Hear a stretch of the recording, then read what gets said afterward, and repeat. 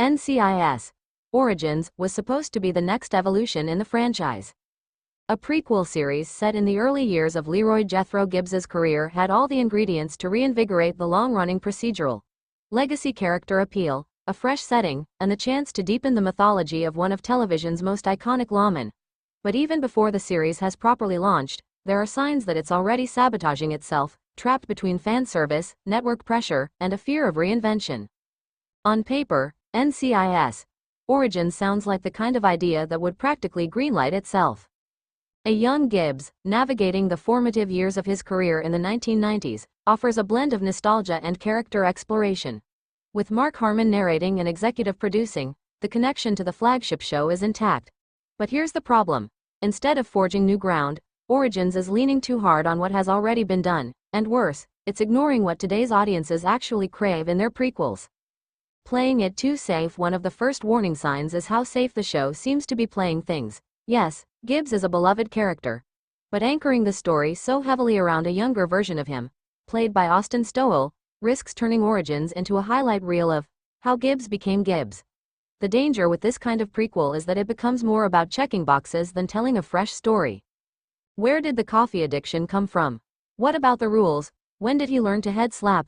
These might be fun Easter eggs for longtime fans, but if the entire narrative is built around reverse engineering a character we already know inside and out, it starts to feel more like fanfiction than meaningful storytelling. In avoiding risk, Origins is missing the very thing that made NCIS compelling in its early seasons: unpredictability. The original show didn't find success by following the rules, it broke them. Gibbs was a wildcard. The team was quirky. The humor, the pace, the camaraderie. It felt different from the other procedurals on TV at the time. But Origins, at least from early reports and trailers, seems obsessed with mimicking what came before rather than reinventing it.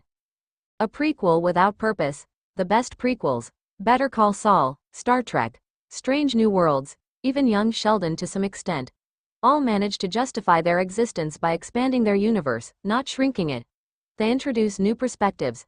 They develop secondary characters. They deepen themes. Origins, on the other hand, seems to be reducing its universe to just one man's origin story, and not even in a particularly daring way. What would make Origins matter is if it were willing to interrogate Gibbs's flaws and explore moral gray areas. Gibbs is famously principled, even when his choices are ethically complex. But young Gibbs, that's a narrative goldmine. What shaped his black and white worldview? What compromises did he have to make to get there? Instead of exploring these psychological depths, the series appears to be painting him as a mini Gibbs right out of the gate, stoic, haunted, already half-formed. There's also little sign of world building. Who are the new characters around him? Are they meaningful, or are they just stepping stones in his hero's journey? A prequel that centers only on the protagonist risks flattening everything else. Without a vibrant supporting cast and a strong ensemble dynamic, it's hard to sustain the longevity the NCIS brand demands. Nostalgia isn't a story engine, make no mistake. Nostalgia sells, and CBS knows it. That's why Origins is drenched in 90s aesthetics, the cars, the music, the fashion. But nostalgia, while comforting, is not the same as storytelling. It's a seasoning, not a meal. What NCIS Origins seems to misunderstand is that nostalgia works best when it supports character and story, not when it replaces them. A few quick nods to AOL dial-up tones or grunge fashion won't mask shallow character arcs or predictable plotting.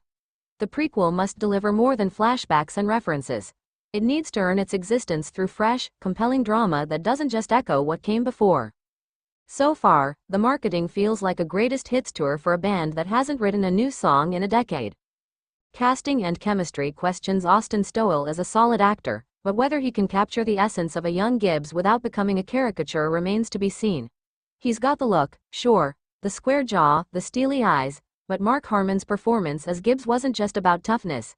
It was about stillness, internal conflict, and a dry, often surprising warmth. Will Stowell be given room to bring something new to the role, or will he be forced into a Mark Harmon impression? If the latter, it's a disservice to both actors. And then there's the cast around him.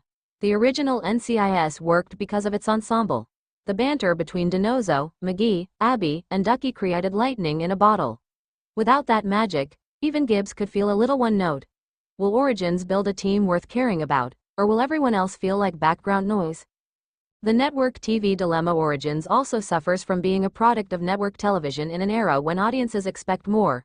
Streaming platforms have raised the bar in terms of serialized storytelling, character depth, and aesthetic ambition. CBS, however, is still playing catch-up. With its likely 22-episode order, procedural format, and time slot constraints, NCIS Origins is at risk of becoming just another crime show with a legacy label. It might pull decent ratings among older viewers, but if it fails to innovate, if it can't convince younger audiences to care, it's hard to imagine it lasting more than a season or two.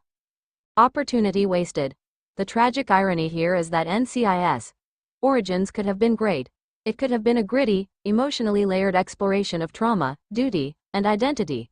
It could have embraced serialized storytelling and tackled the complexities of military culture in the 90s.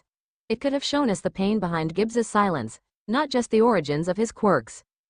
But instead, it seems to be clinging to safety. And in doing so, it risks becoming exactly what prequels shouldn't be. A pale echo of a show that, for all its faults, once dared to be different. Final thoughts. NCIS Origins hasn't aired yet, so there's still time for surprises. Maybe it will find its footing. Maybe it will transcend its promotional materials and deliver something memorable. But right now, the signs point to a show that's afraid of its own potential. A prequel too cautious to innovate and too reverent to redefine. In trying so hard to recapture the past, it might forget to build a future. Let me know if you'd like a shorter version, or want to tailor this for a blog, review site, or social media post.